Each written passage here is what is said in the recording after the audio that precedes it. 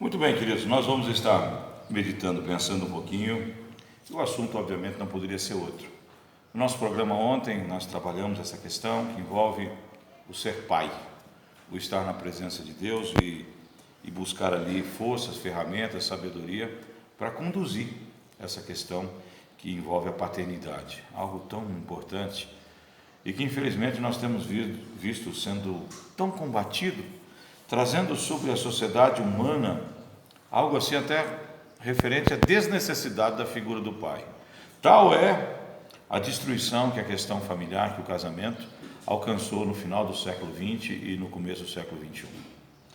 Assisti um documentário onde 70% das crianças na Nigéria não vivem com os pais. 70%. De cada 10 crianças nigerianas, 7 delas vivem sem o pai. Nós sabemos que essa consideração, essa situação, queridos, ela mudou no Brasil principalmente a partir de 1973, quando o divórcio foi implementado aqui. Eu não estou dizendo que é o divórcio que trouxe essas questões, mas ele marca um tempo em que as famílias brasileiras elas foram confrontadas com um choque de liberdade e que as pessoas então passaram a viver as suas vidas como deveriam, como queriam. Eram exceções quando nós víamos situações que envolvia uma criança nascer sem ali que houvesse um casamento, era exceção. Porém, isso se popularizou de tal maneira que hoje no Brasil, se você assustou com 70% da Nigéria, nós já somos mais de 40%. Mais de 40% dos filhos, eles vivem em lugares onde não há necessidade, não é que não há necessidade, não existe a figura paterna. Né? E um número maior, que chega a 55%, 56%, quando você considerar que a mãe, talvez tenha o pai, mas não tem a mãe, ou é criado pelos avós.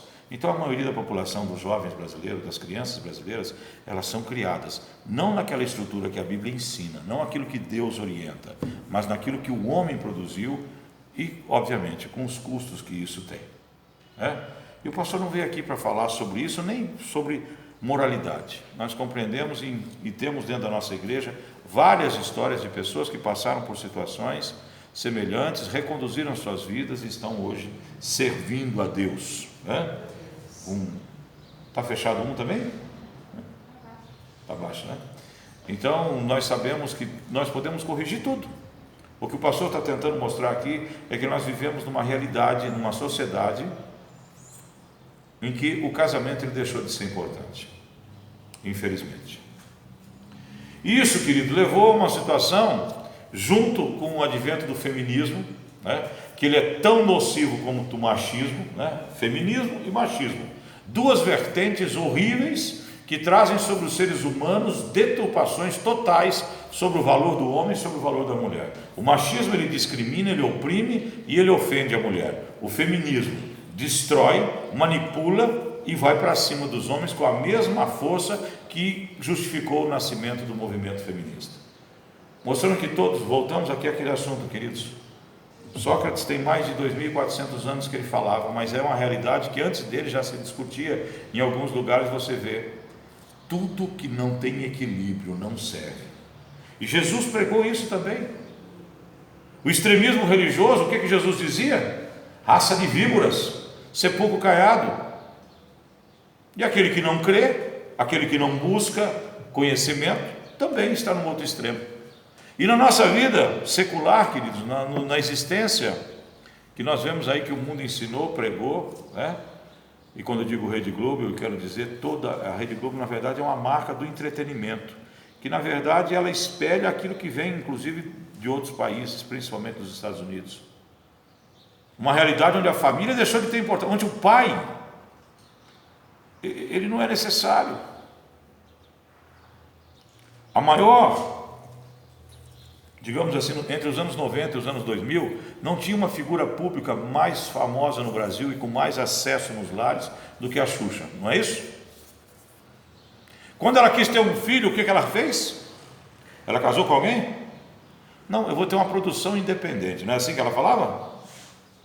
A mulher que mais tinha contato com os nossos filhos, os meus filhos, foram criados ouvindo a Xuxa. Você ligava a televisão, naquela época nós não tínhamos outras opções, você ligava a televisão, ela estava em tudo.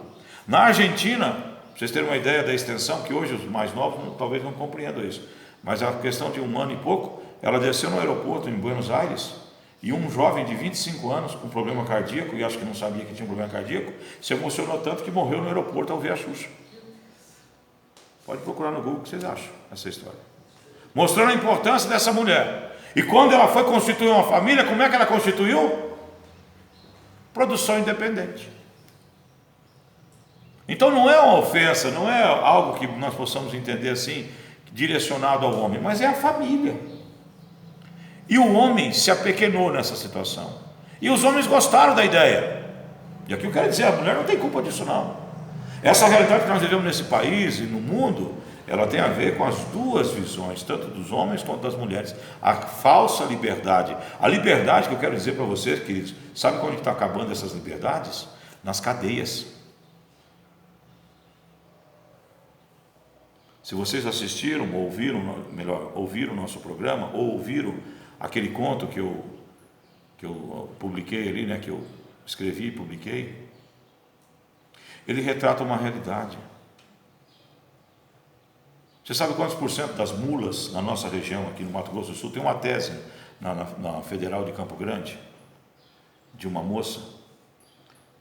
85% das mulas, são de famílias desestruturadas.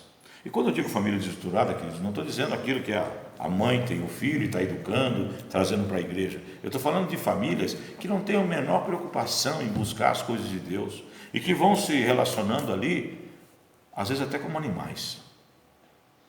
Então não confundam quando o pastor diz família desestruturada, não é aquela família que obrigatoriamente tem o pai e a mãe. Família estruturada é aquela que está baseada na rocha, em Cristo Jesus. Vivia de uma maneira, mas encontrou Jesus e hoje se posiciona. Amém, glória a Deus por isso, e vamos tocar o barco. Essa família é uma família estruturada porque tem Cristo nela. Se tem só o pai, se tem só a mãe, não importa. Cristo está no meio, os filhos estão sendo educados na palavra, família estruturada. Glória a Deus. Agora o que nós sabemos, queridos, é que nós vivemos nessa sociedade. E eu busco, daí eu vou buscar dentro da Bíblia testemunhos de pais que pudessem me ajudar nisso. No Velho Testamento, vou ser sincero para vocês, um que eu gostei é Noé, e nós vamos pensar sobre eles aqui agora. Mas eu publiquei no nosso grupo uma mensagem institucional de uma empresa aqui da cidade. Imagino que alguns de vocês tenham visto, mas eu vou contar aquela história rapidinho porque eu acho ela muito interessante. Não tem conotação espiritual, mas fala da relação pai e filha, ou pai e filho. Então o camarada começa a contar a história seguinte: ele deixava a sua filha na creche, encostou o carro e desceu do carro. A menina foi subindo para dentro da instituição e ele ficou acompanhando. E na grade que separava ele da calçada e da entrada, uma guriazinha segurando ali, olhou para ele e falou assim: você é o pai, acho que é Isabela, você é pai da Isabela? E ele disse: sou. Ela falou assim para ele: meu pai é muito mais bonito que você. Você é feinho. Meu pai é mais bonito que você. Ela falou: que bom, que sorte que você tem um pai bonito, né? E foi num carro embora. No outro dia ele encostou, desceu. Quando ele vai virar, está de cara com quem? Com a Gabriela. Esse carro é o teu? O carro do meu pai é muito mais bonito que o seu. Que cor feia. Falou: que bom que teu pai tem carro melhor que o meu, né? Eu trabalhei muito para comprar isso aqui. Se ele tem o melhor que eu, ele deve ser um cara muito rico. Parabéns para você. Você tem um pai bonito e rico. Que legal, né? Montou no carro e foi embora. No terceiro dia, a mesma cena. E ele já virou rápido para ver se não pegava a Gabriela. Mas quando ele vira, a menininha: ô pai da Isabela, você é fracote, né? O meu pai é musculoso, grandão, forte. Mas você é fraquinho, né? Ele baixou a cabeça: que sorte que você tem um pai rico, um pai bonito e sarado, né? Que bom. Entrou no carro com a certeza que no outro dia quem ia trazer a criança era a mulher, porque ele não aceitava mais aquele bullying. Ele estava batido, entristecido, porque ele estava sofrendo bullying. Mas passou, respirou, e num determinado dia ele estava numa atividade dentro da creche com a filha dele, que foram convidados. E de repente, não tem ninguém que tem Corsa aqui não, né? Vai ficar bravo comigo. Chega um Corsinha, 2 portas, caindo os para-choque. Desce um senhor baixinho, gordinho, atarracado e careca. E pega a Gabriela e põe dentro do carro. Com uma ternura e com carinho, os dois conversando, e ela abraçando o pai, beijando o pai. E ele pensou: é isso que eu quero para mim. Que a minha filha olhe para mim e me veja como ela vê o pai dela. É assim. Nossos filhos olham para nós. Nossos filhos se espelham em nós. E nós temos que ter a preocupação do que eles veem quando olham para nós. Porque a beleza aquele homem não tinha.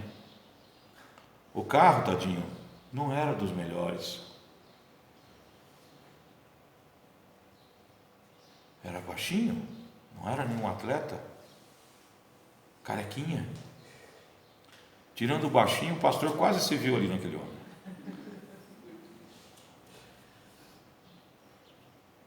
Mas aquela menina olhava o coração daquele homem, olhava a justiça daquele homem, olhava o carinho daquele homem.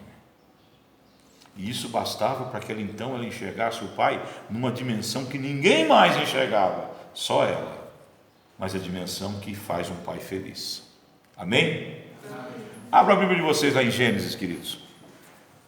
Então eu procurei na Bíblia homens, e de fato nós temos ali alguns exemplos. No Velho Testamento, queridos, é difícil, sabe por quê? Porque ser pai nos tempos bíblicos é muito diferente de ser pai hoje. Tem algumas coisas que são similares, mas as relações sociais, elas são diferentes. Dificilmente um pai abraçava um filho, beijava um filho. Tinha que ser uma situação muito especial para que isso acontecesse. Não, a relação, o filho não tinha tanto acesso ao pai, as relações sociais patriarcais ali traziam um certo distanciamento. Não é como agora, né, que eu brinco com meu filho, eu jogo futebol com ele, né, jogo francesa com o Marcelinho. Faz muito tempo que eu não jogo, que eu não vou perder e passar vergonha. Mas são coisas que nós não entendemos que era daquele jeito, e eles não entenderiam como é o nosso jeito de ser pai. Mas existem conceitos e situações, sim, esses eu posso aprender com você. Gênesis 6, vocês acharam?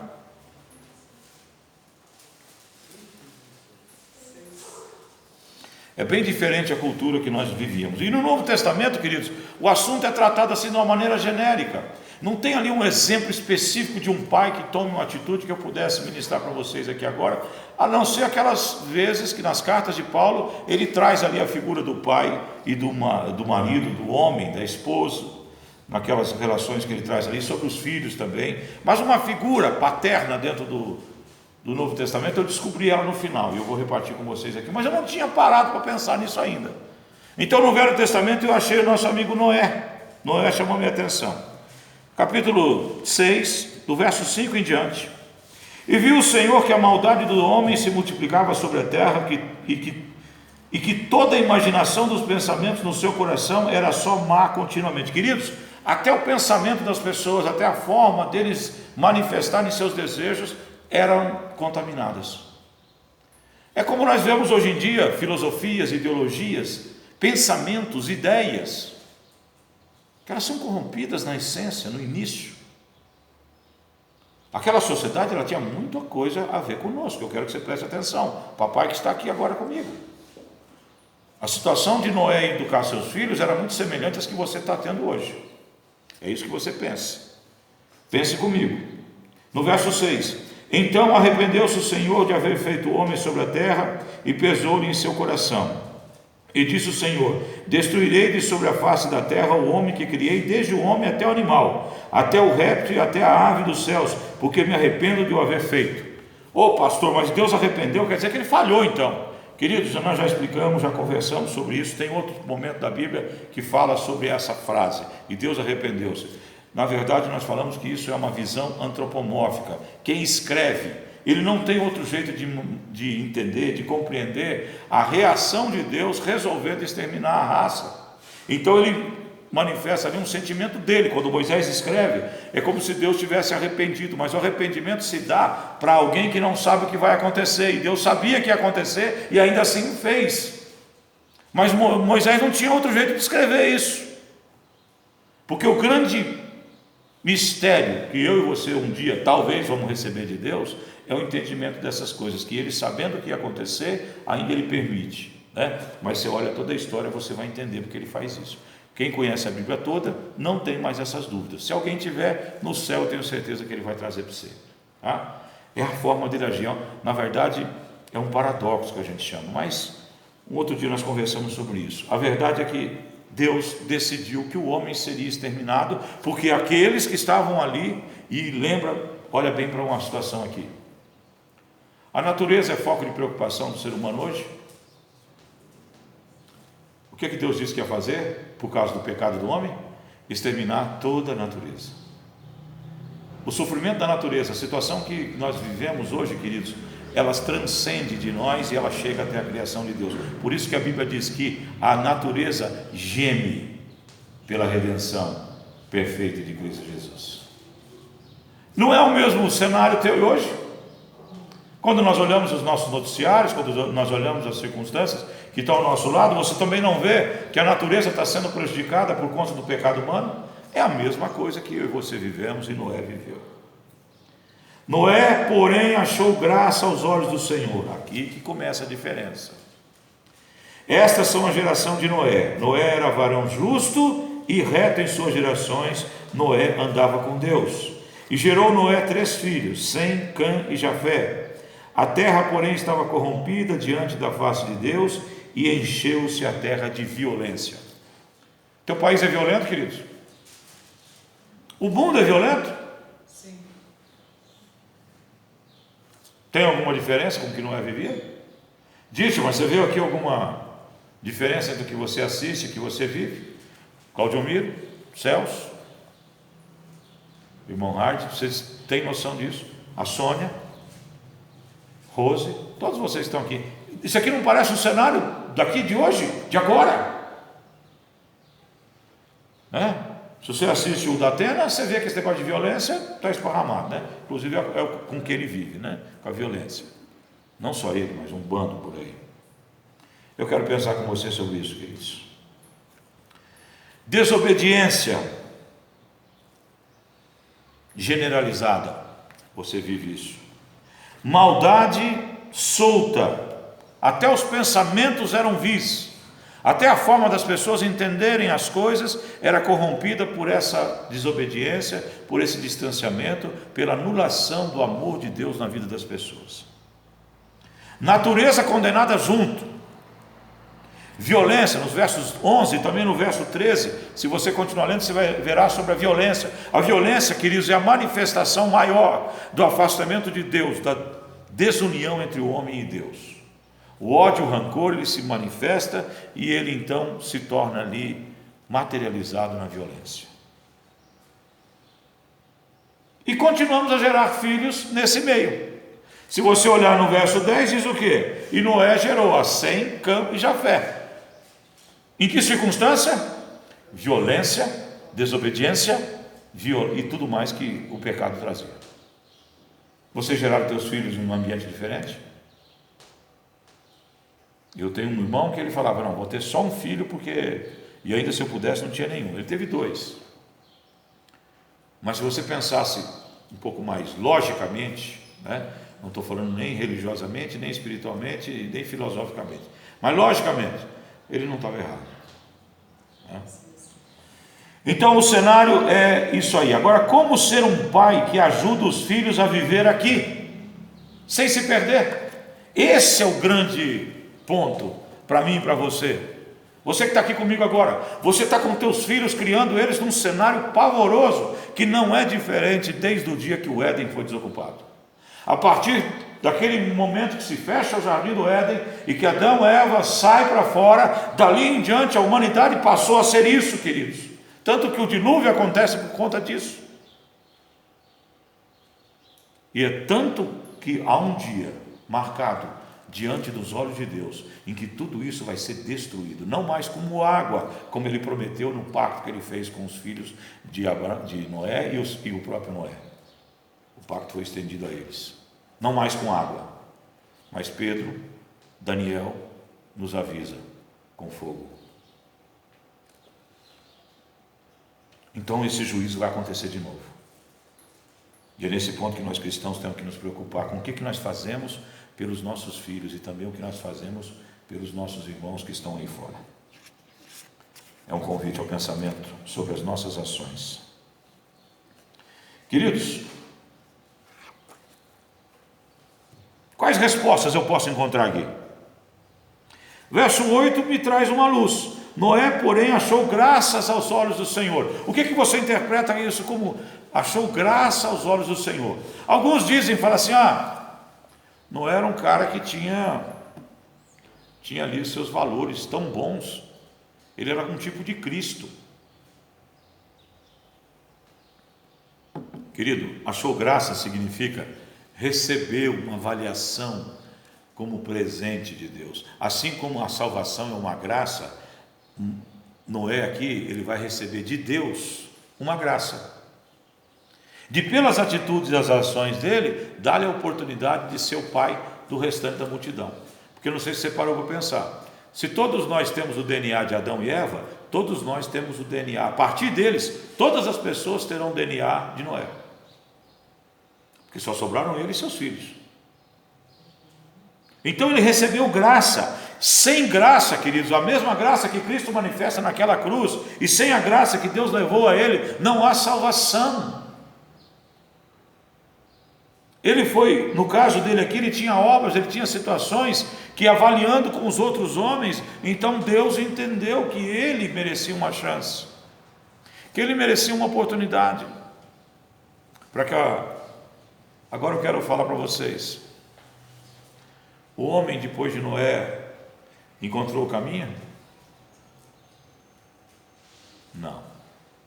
Ele mesmo, quando ele sai da arca, os seus filhos já criam uma situação que vai marcar as gerações posteriores deles. Não vamos gastar tempo com isso aqui agora, mas mostrando, queridos, que a paciência de Deus e o amor de Deus para com os homens é muito grande. Mas Noé é um homem que precisa ser estudado. Noé é um homem que eu e você que somos pais, temos que olhar para ele e aprender no que ele pode nos auxiliar. Achou graça.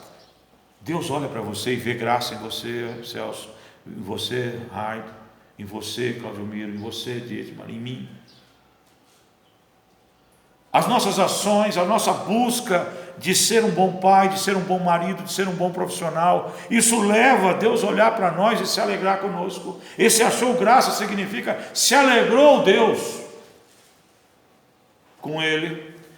Você quer ser um bom filho, um bom pai, quer evitar que seu filho sofra as consequências terríveis desse mundo, que ele não debandeie, que ele não caia para o lado, porque se Sem, Cão e Jafé poderiam ter dito: pai, essa loucura é sua, eu não estou nem aí com a paçoca. Mas eles tinham uma ligação com aquele homem. Eles também viam no seu pai as características que levaram Deus a se alegrar com ele. Então a pergunta é essa: você alegra o coração de Deus? Porque o primeiro passo para você fazer com que seus filhos não estejam contaminados e distantes dos projetos de Deus é você sentir a graça dele. E aqui eu faço um parênteses, queridos. Porque quantos filhos de pastores, quantos filhos de líderes estão longe da igreja? São escolhas. Em alguns você vai encontrar uma dificuldade, você vai encontrar posturas, né? O filho de pastor, queridos, ele é uma figura dentro da psicologia. É aquele camarada que ele é criado como uma ovelha e não como filho. E o leva a se distanciar de Deus e do Pai. Um pastor nunca pode misturar a sua condição de pastor com a de pai. É totalmente diferente. As ações, a atitude, a forma de exortar, de falar, tem que mudar. Porque são outros sentimentos. Tem muita coisa parecida que leva os pastores, os padres. De padre, a palavra é pai. Padre é pai em latim. E nós, protestantes, tiramos essa questão de padre. Os luteranos não. Os Os luteranos na Alemanha se trataram nos primeiros séculos como padres. Depois foi transformando e passando para pastor, para diferenciar apenas. Mas no relacionamento pais e filhos, nós tivemos muitas dificuldades e encontramos ainda líderes que têm seus filhos afastados da igreja, porque os seus filhos não conseguiram ver essa graça no pai. É uma verdade, queridos. Mas isso é uma pequena parte. A outra são escolhas pessoais que as pessoas têm, que nós não temos como interferir. Então eu estou dizendo aqui sobre aqueles que têm sucesso. Eu não estou querendo ensinar para quem perdeu seus filhos no meio do caminho. Eu não seja eu que, com essa ministração, que eu vou te ajudar. Isso quem vai fazer é o Espírito Santo conduzindo a vida do seu filho e da sua filha ao encontro com Jesus. Mas aqui eu posso aprender com ele como a minha parte tem que ser feita. A maneira como meus filhos vão reagir depois já é uma outra questão. Noé achou graça diante de Deus. A pergunta que eu deixo ela sem voltar a esse assunto: você tem graça diante do Senhor? O Senhor olha para você e se alegra com a tua vida? Aqui a Bíblia diz, nos versos 7, nos versos 5, que ele era justo, que ele era reto. Queridos, a Bíblia diz: não traga sobre seus filhos a ira, não provoque a ira. Paulo escreve lá aos Efésios. E eu quero dizer para você que a ira é provocada nos nossos filhos pela nossa injustiça. Quando somos injustos com nossos filhos, quando temos atribuições com uns que não temos com outros, quando temos atitudes com um que não temos com o outro. E é óbvio que sempre os filhos ficam olhando para nós e dizendo: mas né, isso é normal. A senhora gosta mais do Beltrano. Normalmente o pai e a mãe estão mais envolvidos com aqueles que estão com problema. E aí os outros acham que gostam mais, mas não é assim. Só que você tem que ser justo. Nas situações que envolvem dois filhos ali que estão tendo um dilema, um problema, você tem que agir com... E vou dizer uma coisa para vocês: cuidado com essa conversa. Ele é menor que você, mas está sendo justo? Que idade ele tem? Ele já compreende o que é certo e errado? O que pode e o que não pode? Está certo que o irmãozinho mais velho tem que ter um pouquinho mais de, né? Estou falando aqui, eu lembro do Mateus, que tem a pituquinha lá, caçulinha, né? Não é a Raquel, né? Quando eu falei assim, a Raquel deu uma cutucada no pai.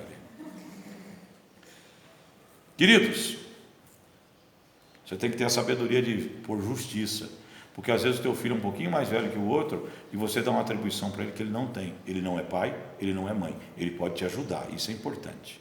Ele pode, nos momentos da tua ausência, ser ali a pessoa que cuida. Aquela conversinha: hoje você é o homem da casa, é legal. Hoje você é a dona da casa, é legal. Mas não como marca e como incumbência para que aquela criança já assuma a condição de pai e mãe, quando ela não deixou de ser filho ainda. Os gabinetes de psicologia, queridos, estão lotados de situações assim, viu? Porque alguns entendem então que você está transferindo para ela um sentimento que você já não tem mais por ela, só tem pelos menorzinhos, que ela tem que se virar e ajudar você a fazer aquilo que você não consegue.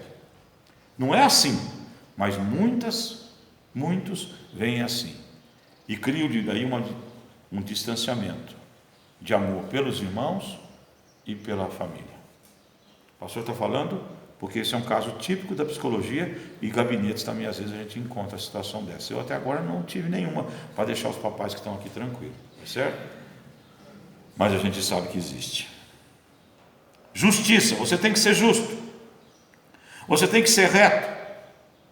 Betânia fez uma oração aqui, então, quando eu falava no programa ontem, eu disse que meu pai não deixou uma fazenda para mim. O meu pai, ele se frustra muito, que a ideia dele é assim: ele queria ter deixado um pedaço de terra para cada filho. Ele se incomoda muito com isso. E a gente tenta mostrar para ele, fala: pai, o senhor estudou todos, trabalhando como administrador de fazenda, o senhor formou todos os seus filhos. O senhor já tem uma fazenda para cada um. E nós usamos exemplo de situações de pessoas que tinham e não têm mais fazenda. Mas um título de médico não some, a não ser que você faça muita bobagem. A condição de um farmacêutico, de um professor, de um administrador de empresa, como lá em casa, não perde. Se você for honesto, se você for justo, ninguém toma de você. Uma fazenda ela pode ir com 2, 3 secas e te leva embora. Então, a retidão e a justiça, que aqui nós vemos na palavra de Deus, eu quero mostrar para vocês, verso 7. Destruirei sobre a face da terra o homem que criei, porque esse homem era injusto, esse homem não era reto. No verso 8, Deus diz: mas a Noé eu olhei com alegria, e no verso 9 diz: porque ele era justo e reto. Justo e reto. Essas condições, querido, você não pode escapar dela, tá certo? E aí um outro ponto que eu quero que você compreenda: ele não foi corrompido e ele foi obediente. Olha o verso 22, o último versículo, quando Deus chega e fala para ele: eu vou te dar um modelo aqui, você vai construir uma arca. Verso 22, assim fez Noé conforme tudo que Deus lhe havia dito. Essa obediência diante de Deus, essa obediência na palavra, queridos, ali Deus falou diretamente com ele. Quando você é obediente à palavra de Deus, quando a Bíblia é a tua regra de fé, quando a Bíblia é a tua constituição, quando a Bíblia é o manual de existência sua, seus filhos prestam atenção em você. A obediência de Noé, ela é fundamental. No momento em que ele foi ali, com certeza, bulimizado, né? Como o pai da Isabela foi bulimizado ali pela Gabriela, com certeza as pessoas passavam num tempo que não chovia ainda, viu, queridos? E que a ciência mostra que houve um período na Terra, depois da formação dela, que não chovia.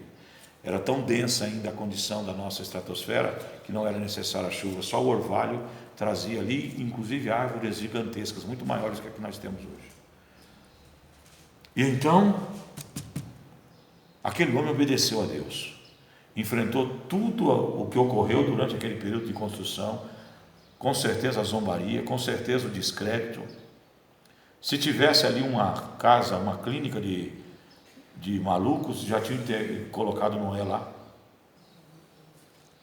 E ele venceu tudo isso porque ele foi obediente a Deus. Então, justiça, retidão, não se corrompeu e foi obediente a Deus. A família dele então é atingida por isso.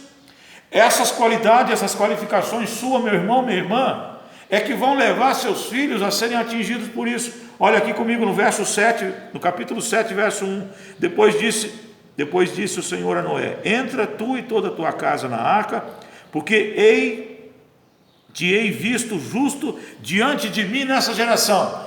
A salvação que eu estou oferecendo para você, Noé, não é só para você, é para a tua casa. Dessa palavra aqui, queridos, vem aquelas outras: eu e minha casa serviremos ao Senhor.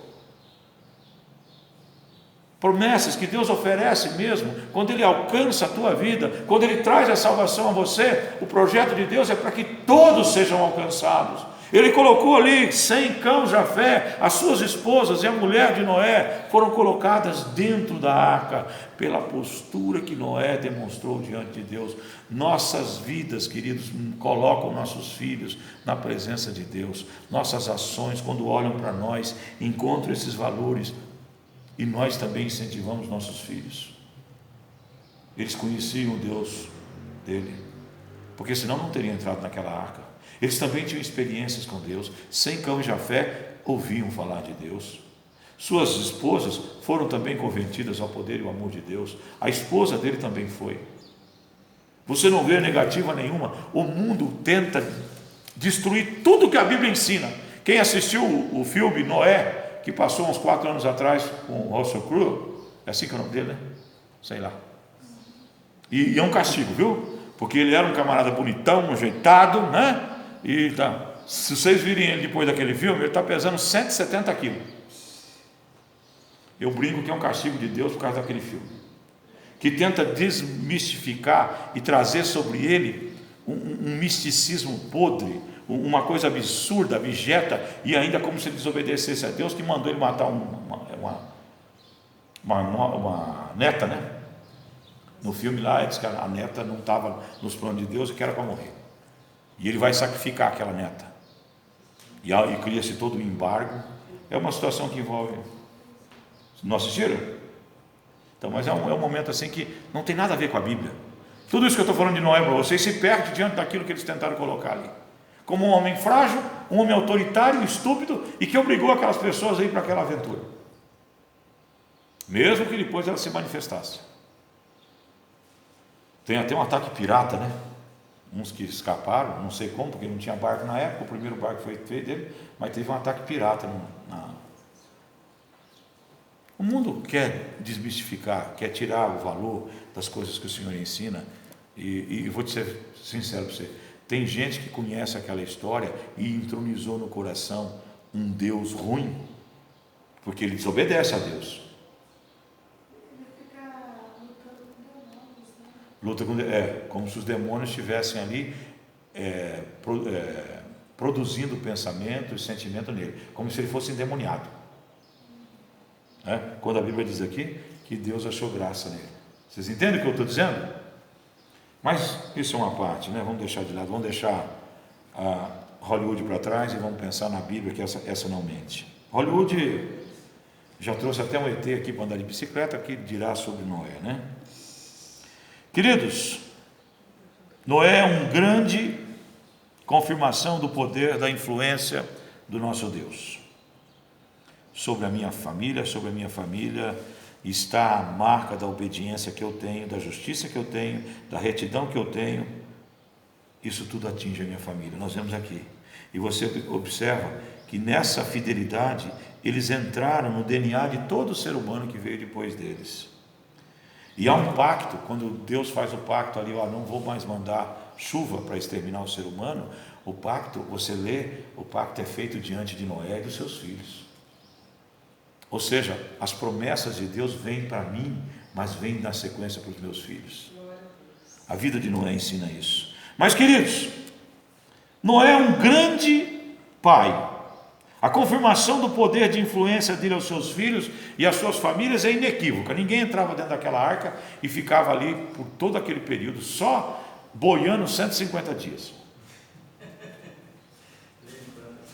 Vocês imaginam, essa é uma coisa que a gente sempre fala. Vocês imaginam o fedor que devia estar lá dentro. Certo? Agora, era melhor aguentar aquele fedor ou pular na água? E eu vou fazer aquela comparação que todo pastor faz, é gostoso de fazer isso aí. A igreja de vez em quando também fede. Mas dentro dela está a salvação, que não é dela, é de Cristo Jesus. Os salvos estão dentro da igreja. Amém? Amém. Mas, queridos, terminando, eu quero dizer para vocês que eu descobri um pai perfeito no Novo Testamento. Eu procurava, não achava. E de novo, tomando banho hoje. A pregação ia terminar aqui, onde eu estou terminando. Mas tomando banho, eu falei, não. João 1.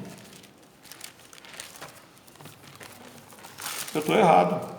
Aqui nessa terra viveu um pai perfeito.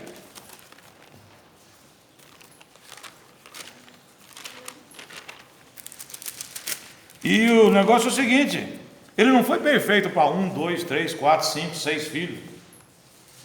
Ele foi perfeito para todos quantos que existiram. João capítulo 1, não é 1 João. O Santo Evangelho segundo São João. Essa Bíblia minha aqui é meia católica. No princípio era o Verbo, e o Verbo estava com Deus, e o Verbo era Deus. Ele estava no princípio com Deus. Todas as coisas. Você está fora de todas as coisas, Raquel? Você está fora de todas as coisas, Mateus? Não. Nós pertencemos a todas as coisas. Todas as coisas foram feitas por Ele, e sem Ele, nada do que foi feito se fez. Nele estava a vida. Você vive, você respira. Então tem um Pai para você, e esse Pai é Cristo Jesus. Porque está dito aqui, é a Bíblia que está falando. E a vida era a luz dos homens. Ele é luz, Ele é vida. Então tem um Pai perfeito. Tem um Pai que eu posso olhar. Um pai que viveu aqui por 33 anos. Vocês imaginem se Jesus fosse pai. E não teria problema nenhum se ele fosse um pai físico. Ele casaria com uma só mulher, porque na sequência o Espírito Santo diz: todos os líderes da igreja sejam marido de uma só mulher. Ele não seria diferente. Ele não daria divórcio, porque a mulher não sabe fazer uma costela do jeito que ele gosta. Ou então ele pede para ela fazer uma vaca atolada, a mulher põe a costela na panela, né? Ele não larga da mulher por causa disso, né? Né, Rosa? Então, ele seria perfeito. Porque em tudo que ele fez, ele foi perfeito. Ele não teria sido um marido perfeito? Ele teria sido, gente? Ou ele é? Ele não é o noivo da igreja? Então ele é perfeito, sim. Nós somos, como igreja, a representação desse matrimônio celestial. Então Jesus, aqui está dizendo que tudo que foi feito por ele. O teu gene, a formação do teu DNA, nasceu num tempo que nós não sabemos e nem temos como ministrar, porque nasceu no coração de Deus. Então naquele dia você nasceu. E Jesus estava ali. Você não acabou de ler comigo? Nada do que foi feito, nada do que se criou. O espírito daquele homem encarnado como Cristo Jesus era o espírito do próprio Deus. Então ele é o Pai, ele é o Filho, ele é o Espírito Santo. Esse é o mistério lindo da Trindade, queridos. E eu quero perguntar para vocês: ele orava? Tem alguém que orava mais no Novo Testamento que Jesus? Você quer ser um pai bom? Ore. Invista teu tempo em buscar as atitudes que você terá com seus filhos no outro dia, porque tudo que Jesus foi ministrar, ele orava antes. Então oração para um pai não tem como você abrir mão dela.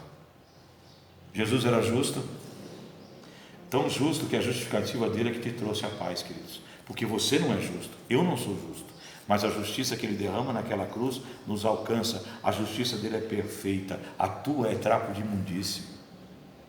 Então, quer ser justo, quer ser um pai justo? Aprenda com a justiça de Cristo, com a santidade dele. Jesus era molinho? Jesus era, queridos, quero fazer uma pergunta, na conotação não da Bíblia, mas na conotação do mundo hoje, Jesus era manso? Aqueles que levaram o lombo uma arreada dentro do templo, acho que sabem que não, né? Aqueles que, confrontados, escutaram assim, ele olhando para a cara do sujeito, falou assim: você é uma raça de víboras, você é um sepulcro caiado. Vou olhar para cá, eu estou falando para cá, vocês estão vendo, com vocês, né? Então vou olhar para cá que não tem ninguém. Você é um sepulcro caiado, pintado por fora e podre por dentro. Você é um copo sujo por dentro e limpo por fora.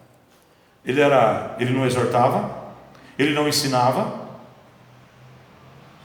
Se tem uma coisa que Jesus fazia é ensinar. Ele começa o seu ministério de uma maneira tão poderosa no Sermão do Monte, falando das bem-aventuranças. Você vai ser feliz se fizer isso. É isso que eu e você temos que fazer, ensinar para os nossos filhos. Você quer ser feliz? Faça isso. Ele protegia. Ô Pedro, sempre o Pedro, não, o Pedro dava muito trabalho para ele. Pedro, o diabo cirandou pela tua vida, mas eu te livrei. Ore pelo teu filho, observe os desvios, as situações que parece que seu filho está indo para um lado. Queridos, eu vou fazer uma ministração essa semana sobre jogos. Eu estou muito preocupado com os meus netos. Queridos, as coisas estão ficando terríveis. Vocês sabiam que os nossos filhos que acessam, eles conversam com jogadores do mundo todo, sem que você saiba quem é?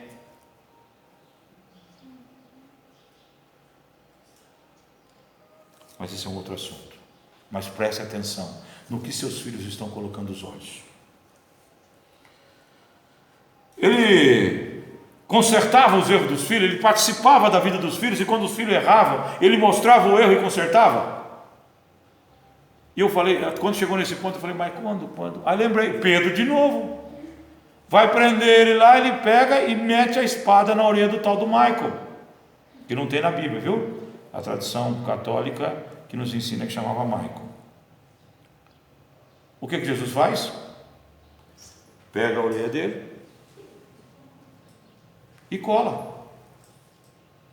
E falou: Pedro,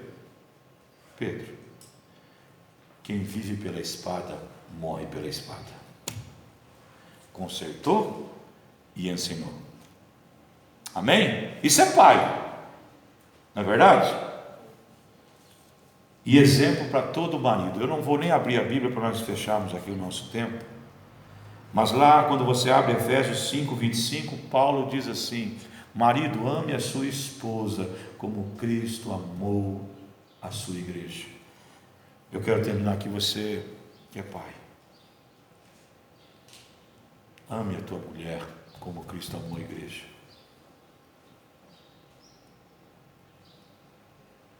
Ele perdoou. Ele ensinou. Ele quis a participação dela. Jesus era a igreja ali, ele chama a igreja. Ele não se impõe, ele não faz todas as coisas sozinho. Ele convida a igreja a fazer parte do reino dele, a pregar a palavra dele. A mulher, na minha vida, na sua vida, ela tem que ter essa condição. Você quer ser um bom pai? Seja um bom marido. Cuida da tua casa, cuida da tua esposa. Porque Jesus fez isso com a noiva dele. Jesus fez isso com a noiva dele. Perdoou cada um dos pecados que essa igreja cometeu. Porque a igreja é você, a igreja sou eu. O perdão estava sobre ele. Pai é aquele que marca, é aquele que protege e apresenta Deus aos seus filhos. Não é o que converte seus filhos. Isso é obra do Espírito Santo. Mas o Espírito Santo se alegra quando um pai começa essa obra sendo espelho, sendo testemunho.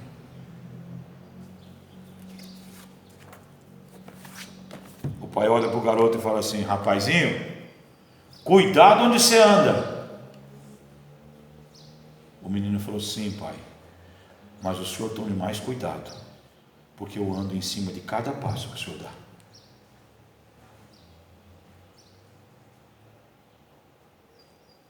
Que o amor de Deus, a graça de Deus possa trazer ao coração de vocês que estão aqui nessa manhã e de você que nos assistiu, nessa ministração. E que os pais sejam abençoados, que os pais sejam homenageados. O pastor tem noção que algumas posições, algumas colocações que ele fez aqui, talvez já não seja possível você corrigi-las. Mas Deus tem um novo caminho para todos. Deus tem uma nova oportunidade para todos, quando essa oportunidade é clamada e é pedida.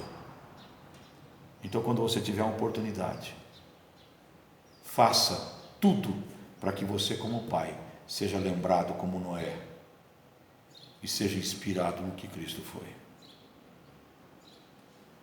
Há tempo, ainda há tempo. Nossos filhos estão olhando para nós desde sempre.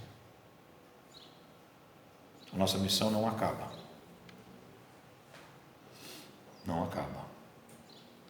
Eu já tenho uma filha que fez 35 anos, vou entregar a Heloína aqui agora. 35 anos ela fez dia 28. E de vez em quando, o pai aparece ali como pai. E aí ela me mandou uma mensagem. Eu mandei aquele editorial que eu contei para vocês, da Isabela, e ela respondeu: esse é o meu pai.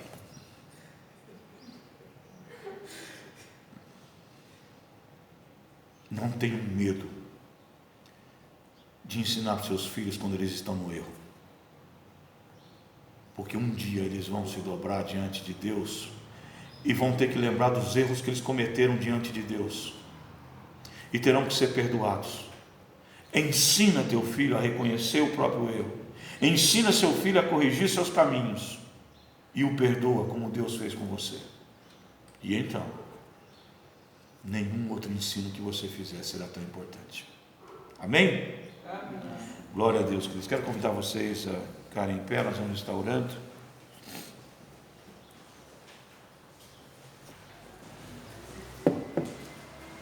Pai bondoso, muito obrigado por essa manhã linda. Nós já te agradecemos, mas eu agradeço de novo, de tão bonita que ela é, Pai. Te agradecemos por esses pais que estão aqui, Pai. Eu tenho a alegria de conhecer cada um deles. E sei da alegria que o Claudio Miro teve ao ver o Mateus, pelo menos para mim, a primeira vez aqui com aquela guitarra. O meu coração de pastor se alegrou, imagino o coração dele ver o filho louvando e glorificando a Deus. Cada vez que eu vejo o Mateus aqui sozinho, em algumas ministrações, o meu coração se alegra E eu sei que ele foi ensinado a temer ao Deus vivo. Quando vejo Daniel ali dando sequência àquilo que o Senhor trouxe de dom para essa família, eu imagino o coração alegre que o Ditma com certeza experimentou. Nosso Pai querido, nossos filhos, eles são alegrias, mesmo que não tenham dons ou que participem do louvor. Eles nos alegram, ó Deus, quando manifesta o seu amor por nós, quando reconhece, ó Deus, as nossas lutas, as nossas dificuldades, para poder mantê-los, para poder sustentá-los. E eu quero pedir que cada um dos pais que estão aqui, que cada mãe que fez esse trabalho sozinha, possa ser fortalecida, possa ser abençoada, e que seus filhos olhem para elas, assim como aqueles que têm os seus pais, e possam reconhecer que há um espelho para eles seguirem, há passos para eles trilharem, há luz para eles andarem atrás. No nome perfeito e santo de Cristo Jesus, eu agradeço por cada pai, eu agradeço por cada filho, e peço em nome de Jesus, esteja sobre nós, nos ensinando a ser melhores. No nome perfeito de Cristo Jesus eu orei, no nome de Cristo Jesus eu descanso, porque sei que Ele nos ouviu. E todos juntos dizemos então, amém. Glória a Deus. Muito bem, queridos, podem sentar com uma oração silenciosa, nós encerramos o nosso culto e saiamos, né?